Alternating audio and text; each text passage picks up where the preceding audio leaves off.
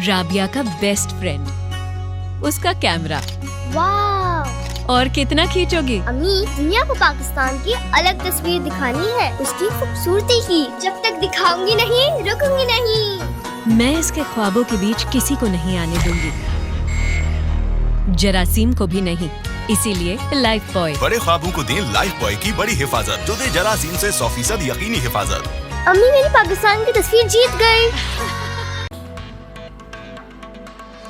Election commission ही मुतनाज़ क्यों होता है? आप लोग इलेक्शन कराने में नाकाम रहे। इलेक्शन ट्रिब्यूनल तश्कील केस में चीफ जस्टिस काजी फायज ईसा का इलेक्शन कमीशन के वकील से मुकालमा। कहा, क्या हर चीज को मुतनाज़ बनाना लाजिम है? चीफ जस्टिस और इलेक्शन कमिश्नर बैठ जाए तो तनाज़े का कोई हल निकल आता। पहले भी लाहौर हाई कोर्ट ने पूरा इंतखाबी अमल रोक दिया था, क्या इलेक्शन कमीशन को ही खत्म कर दें? सुप्रीम कोर्ट ने इलेक्शन ट्रिब्यूनल की तश्कील का फैसला मुअत्तल करने की इस्तदा मुस्तरद कर दी।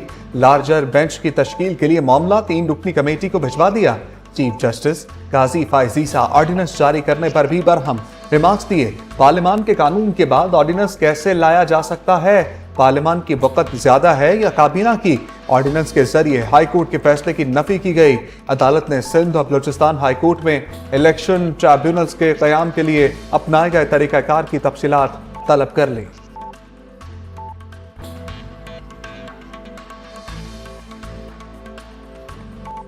Chairman People's Party Bilawal Bhutto और वज़ीर-ए-आज़म शहबाज शरीफ की मुलाकात का वक्त फिर तब्दील। बजट पर तहफ़्फ़ुज़ात दूर करने के लिए दोनों इत्तेहादी शाम 7 बजे मिलेंगे।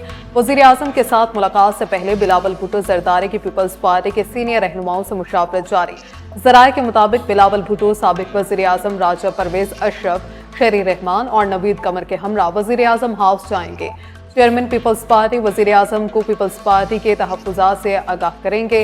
नून लीग के बाज़ रहनुमाओं के बयानात भी ज़ेर गौर आएंगे। वज़ीर-ए-आज़म ने शिकायत दूर ना की तो पीपल्स पार्टी बजट पर वोट के हवाले से अपना फैसला करेगी।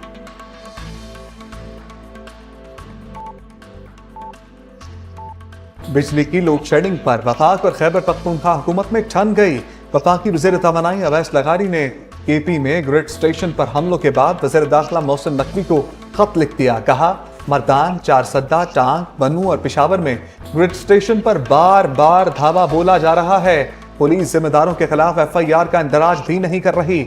सिक्योरिटी फराम की जाए। दूसरी तरफ वज़ीर दाखिला मोहसिन नकवी ने वज़ीर आला अली अमीन गंजापुर से राब्ता कर लिया। मामला अफ़वाम तफ़हीम से हल करने पर इत्तफाक। पेस्को हुकाम ने सूबे में लोड शेडिंग की तफसीलात भी जारी कर दी। पेस्को हुकाम के मुताबिक 1300 में से 156 फीडर्स पर सिर्फ 2 घंटे की लोड शेडिंग की जा रही है। बाकी फीडर्स पर लाइन लॉसेस के तनासुब से बिजली बंद की जा रही है। वज़ीर आला अली अमीन गंडापुर की वार्निंग के बावजूद खैबर पख्तूनख्वा में लोड शेडिंग कम न हुई। लोअर तिल में बिजली की बंदिश के खिलाफ आवाम सड़कों पर निकल आए। मुजाहिरीन ने दिल चित्राल शाहराह को ट्रैफिक के लिए बंद कर दिया। गाड़ियों की कतारें लग गईं। कुमरार, चित्राल, लुआरी टनल जाने वाले सयाहों की गाड़ियां भी फंस गईं।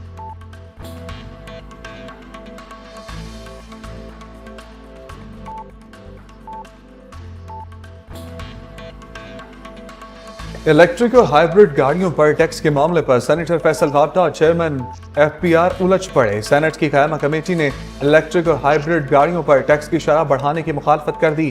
चेयरमैन FPR का कहना था कि 1.5 करोड़ रुपए से ऊपर की गाड़ी पर 25% सेल्स टैक्स लगाया गया है। फैसल वाबटा बोले, टैक्स और पॉलिसियों में तब्दीली की वजह से कोई इस मुल्क में इंडस्ट्री नहीं लगाता। मुझे पता है गाड़ियों पर टैक्स कौन लगवा रहा है। मुझे मजबूर ना किया जाए, मैं पब्लिक में बता दूंगा। सेनेट की कायमा कमेटी ने गाड़ियों पर टैक्स का मामला मौखर कर दिया।